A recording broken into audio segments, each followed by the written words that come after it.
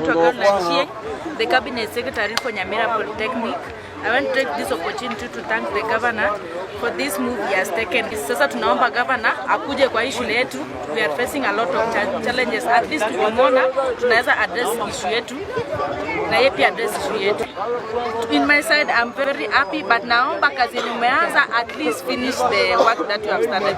Msianze kazi alafu mnaacha katikati. At least let's finish this work at least within shortest time, at least wanafunzi wasikie bora. Jina naitwa Omondi, President of Nyamira National Polytechnic.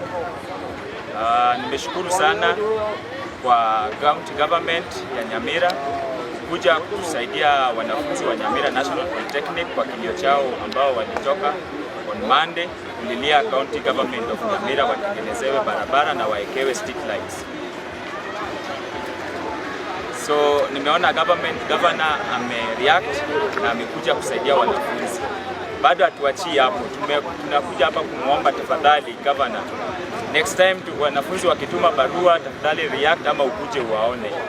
Wakirambu ya mono ase governor ya Nyamira County asoko igwekerero kya wanafunzi ba Nyamira National Polytechnic boigo inkomotebi une omwanafunzi abanafunzi mbagane tikomorora amaisa samaiso ache school boigo itoganetie atobekera street lights nitanyoro burabu ekaroto kogende school twasoma ganga kerembu ya mono asibonsi pi bali baigutekerero geto bune governor ya Nyamira County ya mono.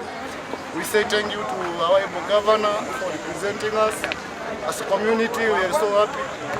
Next time when you come here, please ensure that we have street lights so that they can enable people to work at night and be safe. Thank you.